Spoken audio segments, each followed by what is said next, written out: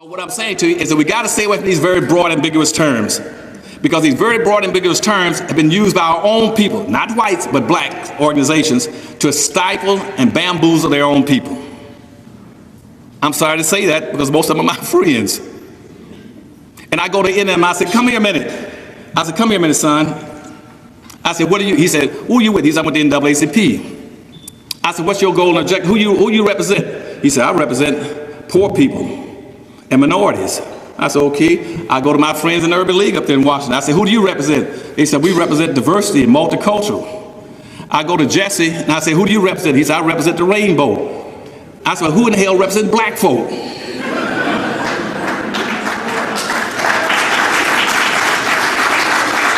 Nobody. You have no leadership. You have no leadership. Nobody's representing you. Black folk have been abandoned. Black folk right now, annual disposable income makes up about the 9th richest nation on earth. But the reason that black folk are so impoverished and poor in this city and all these other cities, they don't practice group economics. They can't practice group economics. Why? Because they don't have communities. Integration destroyed their communities. Now, when I go across America, I go to every city, and I cannot find not one single black community in America. All you got in America are black neighborhoods. A black neighborhood is totally, absolutely useless. A black neighborhood is where you eat and sleep. The Holiday Inn in Marriott is a neighborhood. You don't have any black community, not one black community in America. To have a black community, you must qualify with 3 things you must have. You must have a wholly independent economic structure. You must have a code of conduct. You must have people in elected office to represent you, to have to be qualified as a community. I go across America, I can't find one. I get into California, I can find Chinatown, Japan towns, little Cambodia, little Saigon, Korea towns, little Mexican towns. I can find little Havanas, Hialeah, Cork town, pork towns, little Italy's, little Italian, Greek towns. But I can't find a black town any place in the country. If you don't have a community, you can't play the game in real life Monopoly. You cannot practice Monopoly in this town unless you all build a community. You got to build a community. And the community, if you can't build a community, you got to build a sense of a community. And I go up to Philadelphia and talk to my Italian friends. All of them don't live in Little Italy anymore. They identify with Little Italy and come down and support it and buy from it in stores and businesses. Now, all the other groups, they do that naturally and instinctively. You got to set up this town right now, and I want the Chamber of Commerce to start doing this, to get all their organizations to learn how to start training black kids how to produce wealth.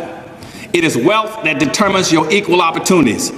Your wealth determines where you can go and where you can't go. Civil rights and socialism gets you nothing. It is what you own and control that will determine your competitiveness. I got 5 fingers, 10 minutes, okay. Let me move a little faster then. I know I'm talking too fast for you all now, but okay. But you got to build a community. And it can build a business community someplace in this town.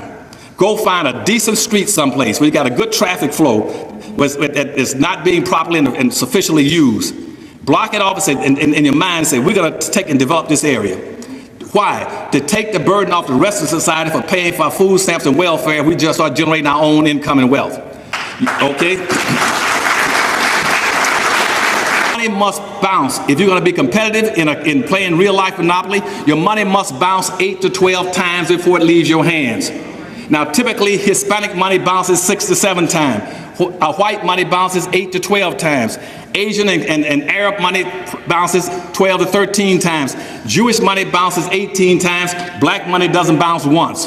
The danger zone in this world right now in any city is to get on payday, to get between where a black person is working and getting paid and getting to a mall. You'll get run over that's as fast as hell because they're going to go straight to that mall with the money.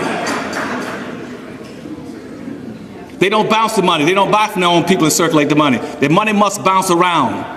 And that's the problem in Detroit, Michigan. Detroit, Michigan right now, they had a budget up there of something like about $7-8 billion. They had another $2 billion in school, and black folk were circulating about another $4 or $5 billion. If they'd have circulated 10 to 12 times, they would have had about $300 billion to run that city. But all of them go right across 8 Mile Road and drop their money. And they produce no income and no jobs, no services, no goods, no tax base for their own people. They provide it for the suburbs. The suburbs love that. So now Detroit is poor and impoverished because his money went outside the community. And if you want to be able to save this city and help this city at the same time, learn how to buy from your own people. And mere fact, I got to tell you, to buy black means there's a problem. Everybody else knows that. Right now we have 12,000 radio stations in the United States. We got about 12,000 cable systems, 5,000 daily newspapers, 5,000 TV stations. Black folk own 35 thousandths of 1%. You can't even communicate. You can't communicate, you can't organize. You can't get communication because you don't have an economy. And once you get enough money, you put your medium up at the fourth floor. Then lastly, you tell the fifth floor, which is a school system, say, here's what we want. We don't want any more black basketball players and football players.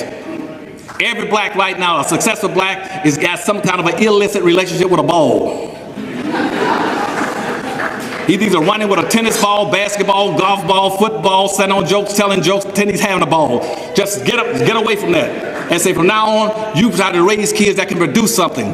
The producers will be the people survive. Right now, black folk are zero producers and 100% consumers. You're going to get totally wiped out in this country and wiped off the face of the earth under globalization if you don't learn how to produce. And once you start producing, do it vertically. You produce something at the bottom level, then you go up and you have other blacks come in over you. If like I'm producing fish, 1 million pounds of fish a year, I want blacks to come in at warehouse, wholesale, distributor, then retail. I want to see some black lobster restaurants in the country.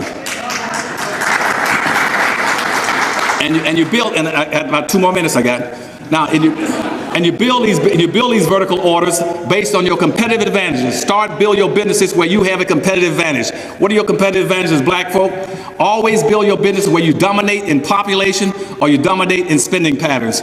I built the seafood factories. Why? Because blacks eat 3 to 4 times more seafood than whites, and you spend $9 for every $1 whites spend. You should be controlling the seafood industry. Do the same thing with leather. You do the same thing with your hair. Right now, blacks are the only people got a certain quality of hair, and yet the Koreans are controlling black hair care in America. And once you build these businesses, like the difference between Detroit and Chinatown. You got it in Chinatown in New York. In Chinatown, New York, they got about a little less than 300,000 Chinese there. And in Detroit, you had almost 1 million blacks.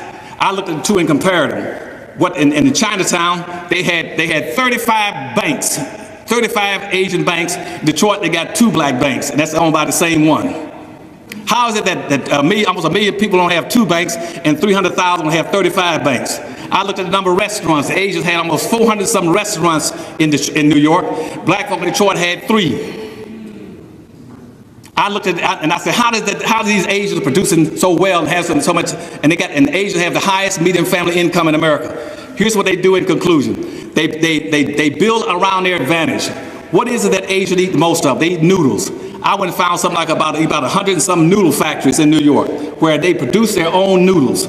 Now, once they produce the noodles, what do you put on the noodles? They put a sauce on the noodles. I found about another 60 or 70 companies that produce the sauce to go on the noodles. Then I said, what else they producing? Then I found that they had, I don't know how many, 35 or 40 companies that made the little fortune cookies.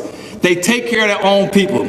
That's why you'll never see Asians, Arabs, Hispanic, or American Indians out marching for integration or for social civil rights. They don't do it. They build businesses. I love you all. Take care.